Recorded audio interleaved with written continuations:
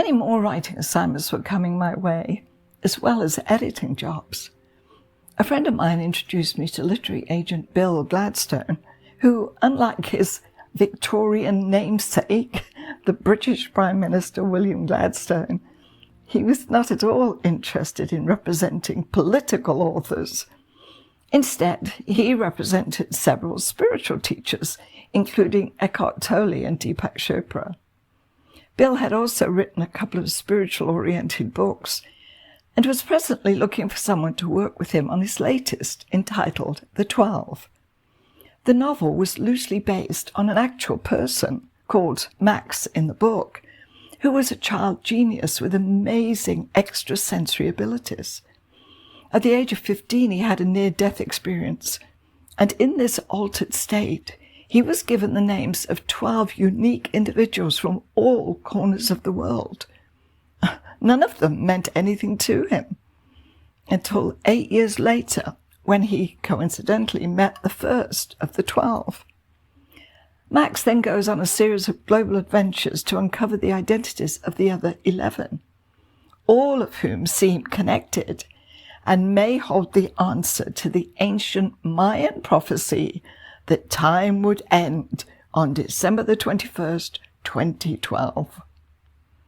It was now 2009, and there were all kinds of predictions flying around about the upcoming 2012 doomsday, which was triggered by the end of the 5,000-year-long Mayan calendar. However, NASA scientists thoroughly studied and analyzed the possibility of the Earth ending, which, of course, would be apocalyptic, and concluded that the 21st of December, 2012, would be nothing more than a normal December solstice, which that's exactly what happened. The Mayan calendar did not imply the end of the world, only the end of the Mayan long count period. The long count is a part of the wheel-shaped Maya calendar. When the end of the wheel was reached, it would revert to the beginning again, just as the Gregorian calendar starts again every January the 1st. Bill Gladstone and I worked well together, and I found it very interesting learning all about this amazing civilization of people who had such an important effect on our lives. For instance, the ancient Mayans developed the science of astronomy, calendar systems, hydraulic buildings, filtration system, rubber, and my favorite, chocolate. They were also known for creating elaborate ceremonial architecture, such as pyramids, temples, palaces, and observatories. These structures were all built without metal tools. Extraordinary. The idea that the world would end on a certain date is not new. There have been hundreds of other doomsday prophecies that fizzled out in the past. Bill's novel, The 12, is about faith in mankind and finding the joy in our existence. For me, it stressed the importance of living every day as if it's your last, without fear, going with the flow. Bill Gladstone and I share the same philosophy, that nothing in life is accidental. And if you can accept that fact, you will experience more joy in life. Ironically, my next writing assignment was a chapter for a book entitled Cancer with Joy. It was written by Joy Huber, who at the age of 33 had been diagnosed with stage 4 cancer. However, she chose to combat the disease with positivity and humour. Yeah, I know that sounds very unusual, and not the normal response to a life-threatening diagnosis. I was so impressed by her attitude, and when she asked for submissions related to the joyful experiences of those dealing with cancer, I wrote about mine, some of which you've heard from me previously. There were the joyful times I spent at the children's home after my chemo sessions, and how these abused and abandoned kids lifted me up. And there was my cat Pumpkin, who gave me endless hours of unconditional love and affection, as well as laughter. I'm glad to say that my chapter was accepted and included in the book, and I hope that it's been encouraging and uplifting to other people experiencing cancer. During this time, I was still involved in casting and producing short film projects, as well as a pilot for an online comedy series called Sophia and Sam, which included promoting a laptop pillow to preserve the health and vitality of a man's sperm whilst he's using a laptop computer. Yeah, it was funny. But apparently there had been medical studies that had suggested that too much heat from a computer placed on a man's lap can significantly affect the quality of sperm and, consequently, a man's fertility. That was in 2010. I think it's probably changed a bit since then.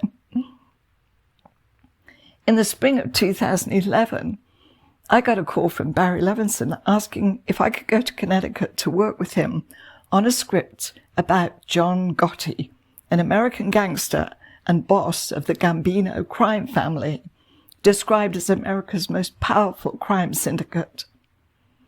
A script had already been written and a film was scheduled to go ahead in 2010, starring John Travolta as John Gotti, Lindsay Lohan as his wife, and Joe Pesci as a mob boss. But financing had fallen through, and it was thought that with Barry at the helm, it would be easier to secure.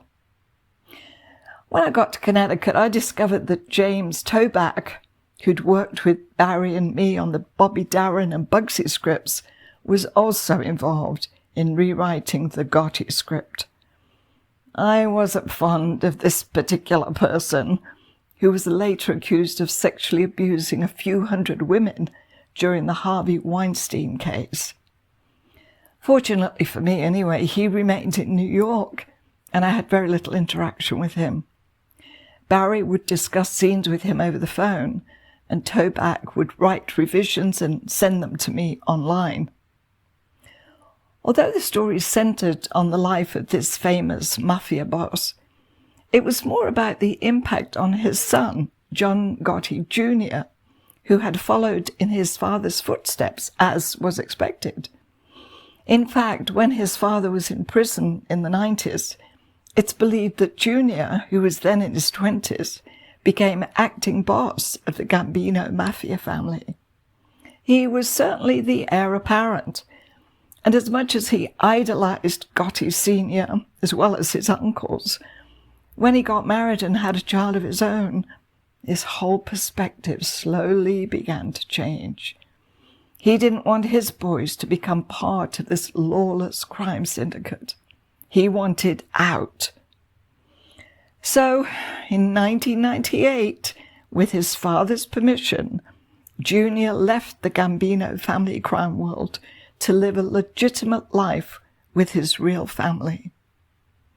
In the book he wrote years later entitled Shadow of My Father, he said that his father had been in and out of prison for most of Junior's life, and that his absence deeply affected the whole family. Well, in a twist of fate, after Junior made his decision to quit the mob, he was arrested for racketeering and spent 7 years in prison. He became a free man in 2010. Barry worked closely with him on the script, and I took notes during phone conversations between the Junior Gotti and Barry. Even though the producers had raised $10 million for the film, it was hardly enough to cover the holding fee for the stars, John Travolta and Al Pacino, who Barry wanted in the film. Nor did it cover the salaries of Toback and Barry for writing and directing. Yet everyone was optimistic that further funds would be forthcoming, especially with such a stellar cast, which also included Travolta's wife, Kelly Preston, playing his wife in the film, and Ben Foster in the role of John Gotti Jr. However, it wasn't meant to be, and after a few months of frustration for all involved, Barry stepped back from the film in late 2011. It did get made 6 years later, And although it was a different script and director, John Travolta, his wife and daughter were still on board. Sadly, this was to be Kelly Preston's last film. At the time of the film's release in 2018, she'd been diagnosed with breast cancer and died 2 years later. This was another terrible tragedy for Travolta, who had lost his son Jet in 2009 at the age of 16. It doesn't matter who we are, we can't escape the pain of losing someone we love. But I believe that keeping their memory alive with joyful recollections is the most healing way of honouring the life we were privileged to share. Next time, thanks for the memoirs. Bye for now.